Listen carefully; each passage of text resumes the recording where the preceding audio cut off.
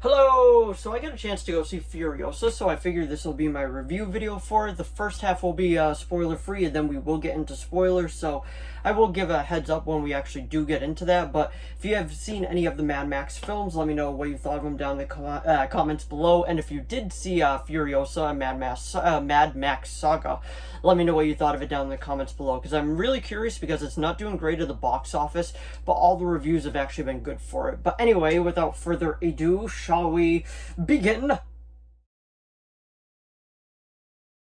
So, Furiosa, directed by George Miller. I saw Fury Road before. I did like it. I didn't think it was amazing as everyone made it out to be, but I did think it was a good film, so don't forget when I say that. But overall, Furiosa, I gotta say I actually really did enjoy. There was a few minor nitpicks I had with the movie, but that's more into spoiler realm. But I gotta say the major high points of this film is definitely I believe her name is Anna Taylor-Joy. She does a great job as a younger Furiosa that kind of ages into the role, and like it's interesting how they decide to go about it. And honestly, the MVP of this movie is definitely Chris Hemsworth. You could tell he is having the time of his life in this film, and he's like, well, that's what it takes. And then he was just like, you got what it takes to make it epic. And like his voice is over the top. He's an over the top villain, and honestly he is just so much fun to watch.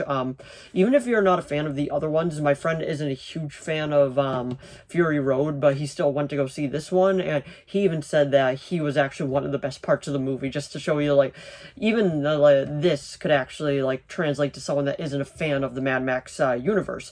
But anyway, like I was saying beforehand, before I got a little sidetracked, is I've only ever seen the original Mad Max with Mel Gibson. I never saw The Road Warrior, and I never saw Beyond Thunderdome. Now, I do own all of them, I just haven't seen all of them. But I've seen the first one, and then Fury Road, and now Furiosa.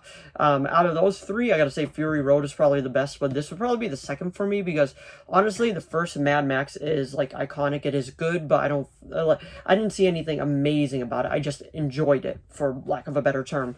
But this one, like I love the imagery in it. Like, I know that to some people it kind of looks like cheap CGI and all that, but I honestly don't think it was that bad.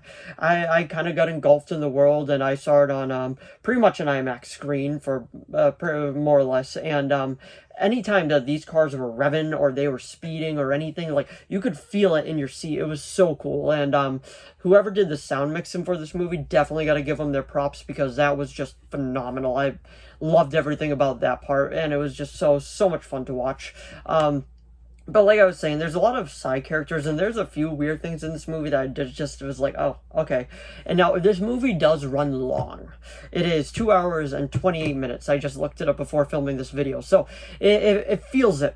Now, I don't mean that as an insult, but it definitely does feel its runtime. Like, it feels 2.5 hours.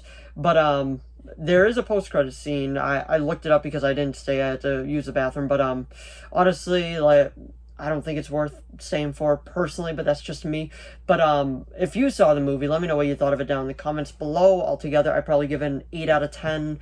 Like I said, there's just a few things holding it back, but that has to be in my spoiler talk. So anyway, that was just my spoiler-free review of Furiosa, and we're going to get into spoilers in 5, 4, 3, 2, 1. All right, let's get into the spoilers. So the main thing I want to talk about is how they decide to split this up into chapters. It just opens up with like part 1, part 2, part 3, part 4.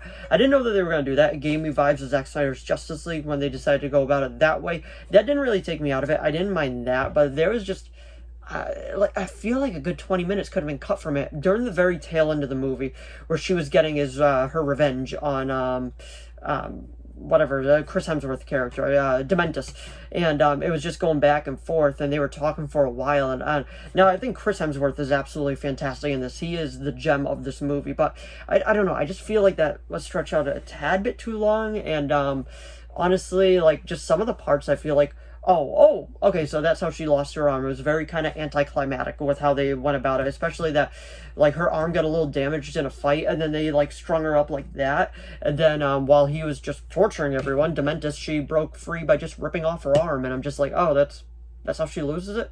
But overall, I don't think it was a bad film. It just isn't isn't the best Mad Max film for me personally, even though I haven't seen two of them. But from the ones that I have seen, I gotta say the best one for me is definitely Fury Road. Now, the way that this leads directly into Fury Road, I thought was absolutely fantastic. It's very well done. Even if you haven't seen Fury Road, that's fine, because the end of the movie literally gives you highlights of Fury Road. But the action definitely does feel different, and the world, like, it feels similar but different at the same time, and I don't really think that's a bad thing, because it's given us, like, variety in this Mad Max universe, and I'm honestly okay with that, and I really enjoyed it. It's my second favorite Mad Max film. If I go back and rewatch the other ones while watch them for the first time, I'll definitely do review videos for them, so definitely keep an eye out for that. But anyway, if you got to see Furiosa and Mad Max Saga, let me know what you thought of it down in the comments below. But like I was saying, for me personally, it is definitely an 8 out of 10. And like I was saying, that Chris Hemsworth is the major MVP of this movie, I fully mean it. That's not taking anything away from Anna Taylor-Joy. She did a phenomenal job as Furiosa, and honestly, I think she's just as good as Charlize Theron, in my personal opinion. But anyway, if you enjoyed this video, please give it a like and a subscribe so I know to keep making more of these. If you have any video requests, please leave them down in the comments below. I'll do my best to reply. As of now, I have a few video requests, and those are being made, but if you do have any others, just let me know. As long as it's within my capability of making it, I will be making it. And if you saw Furiosa and Mad Max Saga, let me know what you thought of it down in the comments below. Did you like it? Did you love it? Did you hate it? I'm just curious to see what other people thought of this movie. But anyway, thanks for watching as always, and I'll see all of you in the next video. Bye!